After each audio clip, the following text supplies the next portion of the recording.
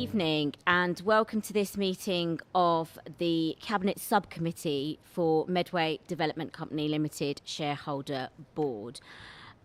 We will now go through the agenda, and the first item is any apologies for absence. There are no apologies for absence as I can see. Moving on to item 2, which is record of decisions from the previous meeting. Can I just check that those are agreed? Agreed. Brilliant. And then item 3, are there any disclosures of are there any declarations of disclosable pecuniary interests? No. Thank you very much. Well, in that case, I will move on to item 4, which are reports by the Board of Directors, the Non-Executive Director Recruitment and Remuneration Policy. And can I hand over to Lewis to present the item, please? Thank you, Chair.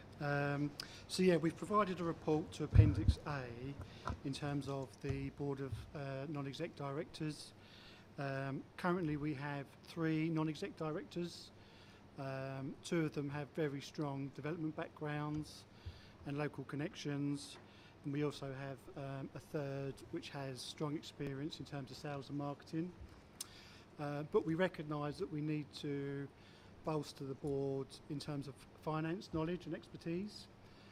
We haven't produced the skills matrix for this meeting, but if you're happy for us to circulate this tomorrow, we can do that with the board to get feedback on that and whether we can appoint Richard Stevens as non-exec director.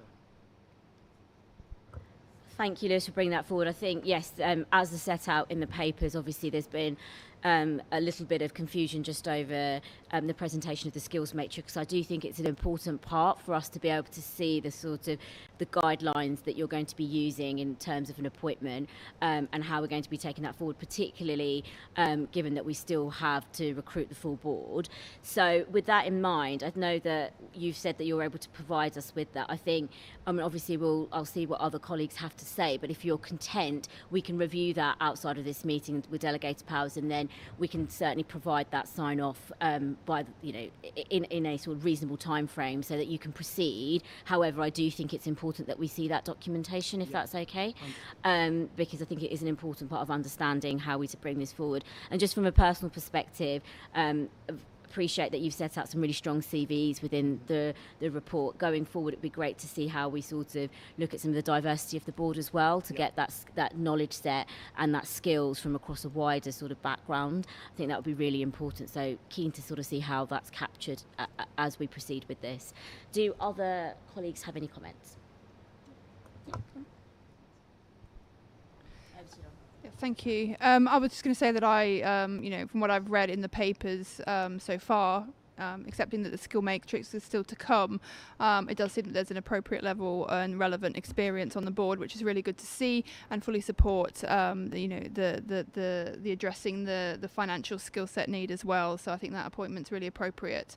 I think the papers refer to 1 more person being needed. I'm just wondering if you could talk about what kind of skills gap that you think you might need to close in addition to the existing one, and just a bit about the recruitment process in general, which I think there's a bit of information lacking in the paper. Thank you, Lauren. So in terms of the skills gap, we've already identified finance as an area, but also in terms of IT and systems, we think that needs a bit more support as well. So in terms of the 5th NED, we would be looking for somebody who's got expertise in systems in IT. And then once that's in place, we'll have a strong complement of directors to take the business forwards. In terms of the recruitment process, we will set that out when we send out the skills matrix, but there will be a clear set of requirements for those positions, and then we'll go to the market and then engage with the market to find an appropriate person. Can I just ask, what is the main kind of mechanism that you use to advertise the vacancy? So we use various methods. We use recruitment consultants. We advertise through Inside Housing, and we target through LinkedIn as well. So generally we use electronic forms of communication on that. Thank you, Lauren. Simon, did you want to come in? Yeah, thanks very much, Lashava, and thank you very much, Lewis, for that. It's really helpful. I think probably from my perspective, as I'm quite inexperienced at this kind of thing, I've got a couple of questions. One is in relation to the timescale. From what I understood from the reports, there's the existing NEDs are 5 years. Is it 4 years appointments? I can't remember the figure. The existing ones under the articles are appointed for 12 months. 12 months, Yes. right. And then there's a new process, and then it's 4 years And after it's been that. 4 years after that. Yeah. Okay. So this new chapter, Stephen would come in. Richard Stevens would come in on 12 months. Yes. And then yes. be 4 years after And that. then yes, exactly. Okay, thank you for that. And the other question I had, partly I'm quite pleased to see this because the document with all the details, the Appendix A, reflects a lot of the work that was done by Bhupinder before we set all this up, and I can see that reflected in this, which is really good to see. But in terms of the CV and stuff like that, is that pretty much all we get to see apart from anything else? I'm looking forward to seeing that skills matrix. Yes. How much more does that add to the decision making? What the CV? Yeah, no, the matrix. I mean, what the matrix? So, well, the matrix identifies where we need additional skills, and we'll engage with you on that. I don't know if you want to add anything there, David. Well, I've got the matrix in front, and you'll be pleased to hear. I should just stick this up. You should be pleased to hear that we have a fair remit of skills across the individuals that are currently involved at non-executive director level. Lewis has highlighted finance, and we've picked that one up with the appointment of Richard, and also IT. But I think in coming back to you, given that we've got another opportunity to be able to do this, I'd like to see just a little bit more depth for your benefit behind this skill matrix that can narrow it down to individuals, so you can see individuals that have the skills on the board, rather than a summary of all of us. At the moment, that's what I think you've got. But we can easily do that, can't we? Break that down into individuals, so you can get more of a granular feel in terms of where those skills lie between individuals. If that's helpful. Yep. Okay. Thank you. Are there any further questions, Bhupinder? Thank you, Chairperson. Just a matter of clarification. Councillor Corrie asked about the term of the directors. The current 3 directors under the articles, their period of office is for 12 months, subject to further renewal.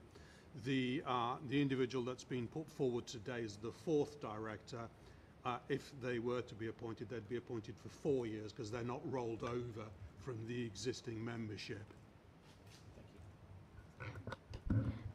Thank you, Bhupinder, for providing that clarity. Is there any further questions on this item?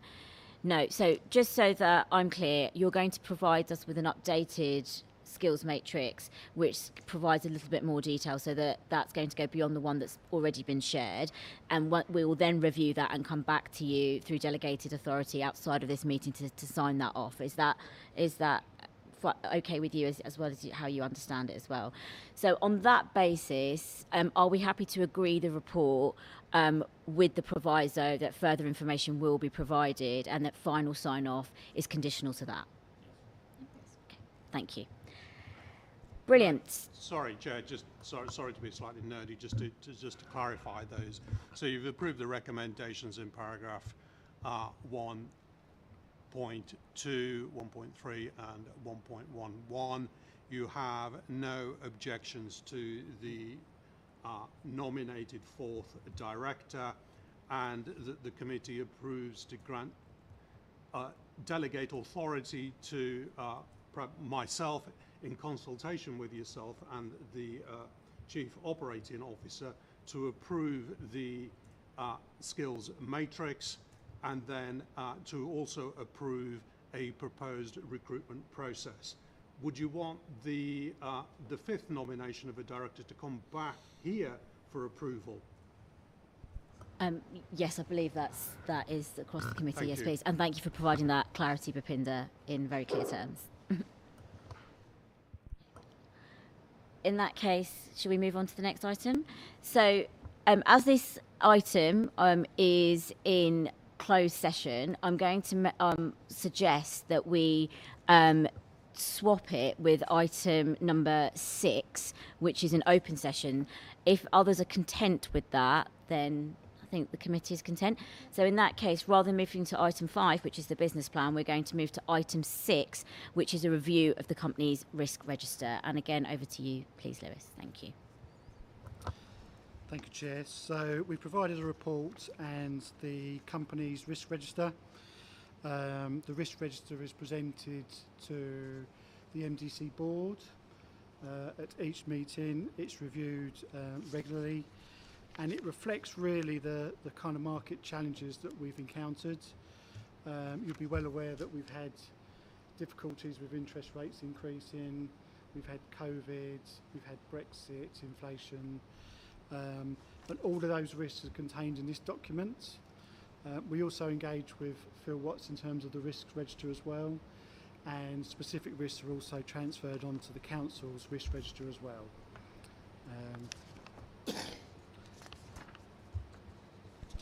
Thank you very much, Lewis. That's brilliant. Any members? No, over to you, Lauren. Thank you very much for that. I note in the paper there's obviously the 3 risks that are particularly highlighted where the risk is increasing and the efforts to mitigate them, which all seems to make a lot of sense to me. Just in terms of risk 3, which is unsuccessful marketing, and you obviously identify this as an increasing risk and that you're managing it well. I was wondering if you could talk a little bit more about how you're managing that risk, and particularly maybe a perception that some of these flats aren't necessarily for local people and are being taken, it's mostly Londoners, for instance, who are most interested in them. So just wondering if you could talk a bit about the marketing strategy and how you're addressing that perception. Yeah, so the company is proactive in applying for grants, and you will be aware of the First Homes pilot scheme. So the company was part of that affordable homes test scheme, and that was very successful, and we sold 62 homes through that product, and 65% of the purchasers through that scheme are from Medway, and overall 65% of our buyers are from Medway. We are seeing a big uptake from Medway residents, which is really important. In terms of dealing with risks, in the business plan we've got a proposal to become a Homes England investment partner, which means we can access grants for shared ownership homes, and we're still seeing demand for shared ownership. There's big demand in Medway currently for shared ownership, and we would like to tap into that market and offer an affordable product and increase our affordable housing delivery. So the strategy really is to access grants where we can, switch tenures, and we've also switched to PRS, and that's obviously been very popular as well. So, yeah. Perhaps I could just say on the risks, if it's okay, Chair. And it's something we're going to be tracking as we're going forward. We think another emerging risk is around contractors and third parties in terms of solvency. So that's an area we're going to keep a special eye on as well at board meetings. Is that thank you both, and thank you, David, for bringing that up, because actually it was going to be one of my questions, just to understand how we had mapped against the fact that there is obviously challenges in the market with contractors, and also I just wondered if there was anything specifically around materials as well within the market that might have an impact. Just on the marketing, I know that that's already been picked up, but could you just provide a little bit more detail about what marketing tactics you've used to date? And if you don't have it to hand, that's not a problem if you can share it with us later, but it would be just helpful to get a flavour of what you have done to market to date. Recognise that there are huge challenges at the minute within the market, and I know that obviously MDC is not the only organisation that will be impacted by that, so this is obviously a moving issue, but I guess it's just about recognising that when things potentially do change, hopefully in the not too distant future, that we've got the flexibility there to move alongside it. I think that's the key. Good, thank you, Chair. So what we've really tried to do is raise the profile of Medway and really sort of shout about all the positive things that Medway has to offer, and that's really been the strapline in our marketing. And in terms of marketing, we live in a digital age, so a lot of our marketing is done through social media, so that would include Facebook, Instagram, and TikTok as well. In terms of marketing, we engage with local businesses, and we really want to promote all the good things that Medway has to offer. And really, it's digital. That is the real route to the markets. And people look on their phones. That's how people are targeted now in terms of marketing. So, Sonny? I just wanted to reiterate and just underline from the sort of client perspective in terms of obviously regeneration. MDC are delivering a number of sites on regeneration, and I just want to underline the fact that MDC have been very agile. So from a client perspective, around the mention around the PRS, the first homes, any opportunity around grant funding, normally that's something that regeneration would have to handhold. MDC have gotten in there via Lewis, have a direct relationship with HE, so again they're very much got their finger on the pulse in terms of any opportunities coming forward. So just to underline, yes, the measures are there, but actually MDC have been very agile in predicting those shortages, those risks, and then switching horses as and when sort of appropriate. Obviously, we're on a good run at the moment. We don't know what's going to happen in the future, but up till now, from a client perspective, I think that MDC have been very agile. Thank you. That's really helpful to understand that, and hopefully we can continue to see that moving forward as well. If there are no further comments or questions, I will move to the recommendations within the report, which are to note the contents of the report. Is everyone agreed? Thank you very much. In that case, we will then move on to item 5, which is the MDC business plan, and this item will be discussed in closed session, so therefore it requires the exclusion of the press and public.